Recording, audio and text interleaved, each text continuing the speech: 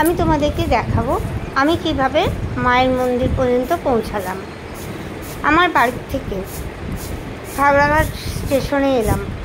খাগড়াঘাট স্টেশনে এসে এবার আমরা এখান থেকে ট্রেনের টিকিট কেটে ট্রেন ধরবো। দেখতে থাকো তোমরা।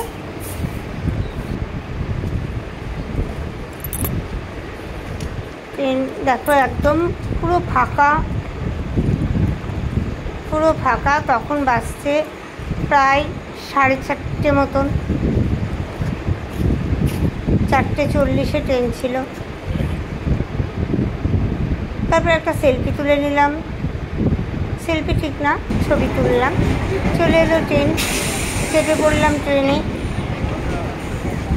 আবার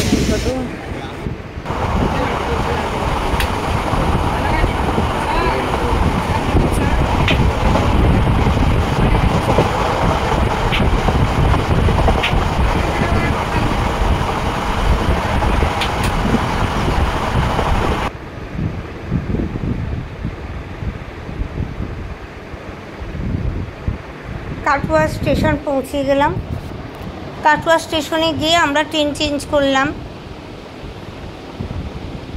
এবার কাটোয়া টু বর্ধমান একটা ট্রেন ধরলাম।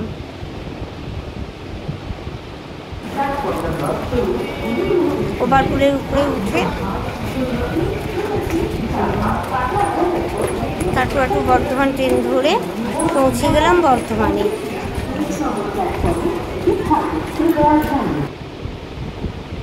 বর্ধমানে নেমেই 8 নম্বর প্ল্যাটফর্মের দিকে নামলাম।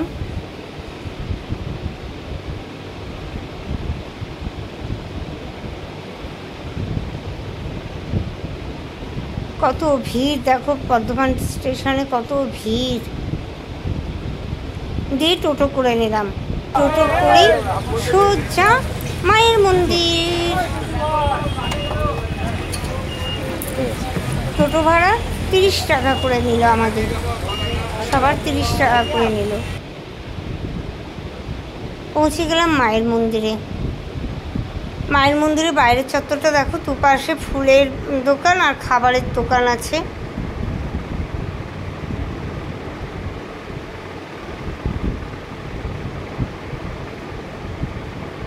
আমরা পার হলাম রাস্তা। মায়ের মন্দিরের গেট, ঢোকার যে গেটটা কি সুন্দর সাজিয়েছে না। ফোনটা আমি অন্যজনের হাতে দিয়ে দিলাম। অনেকে গিয়েছিলাম একসাথে।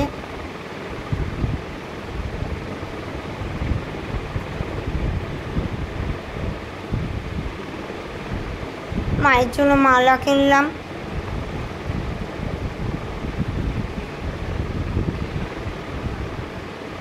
জুতো রাখলাম, যে দোকানে মালা কিনলাম সেই দোকানেই জুতো রেখে দিলাম। কত ফটো পাওয়া যাচ্ছে দেখো মায়ের।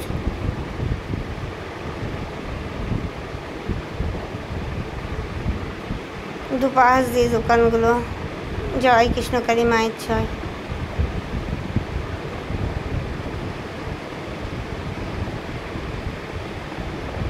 এখানকার মালাটা আমার পছন্দ হলো, তাই এখান থেকে মালা কিনে নিলাম। খুবই রোদ ছিল। তোমরা মায়ের দর্শন করে নাও। জয় কৃষ্ণকালী মায়ের জয়। কত ভিড় দেখো।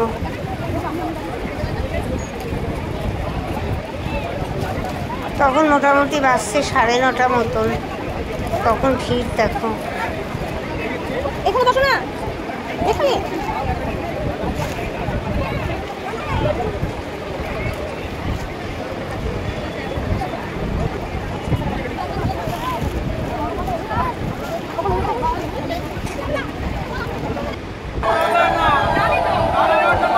মা চলে আসছেন।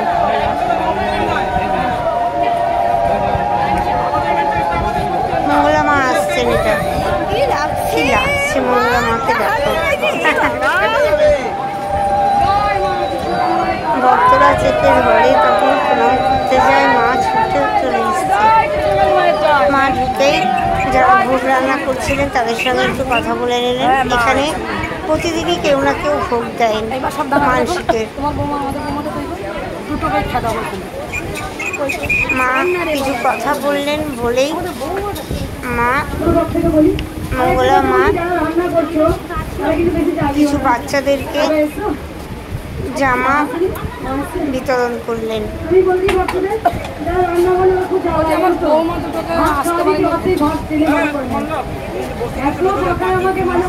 ভেতরে ভেতরে না, ওই দিকটা জানি। ছোট ছোট ফ্রক যারা সব স্বপ্নকে নিয়ে এসে দিয়েছে সব বাচ্চাদেরকে বিতরণ করলেন।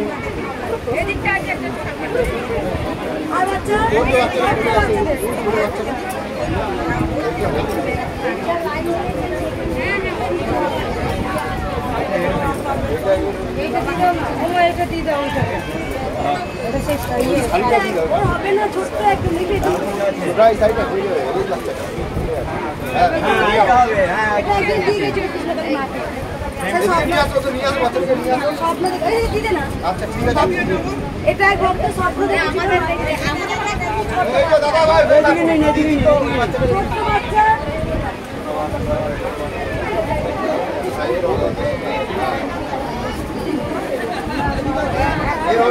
এতটুকু ভিডিওটা রাখলাম।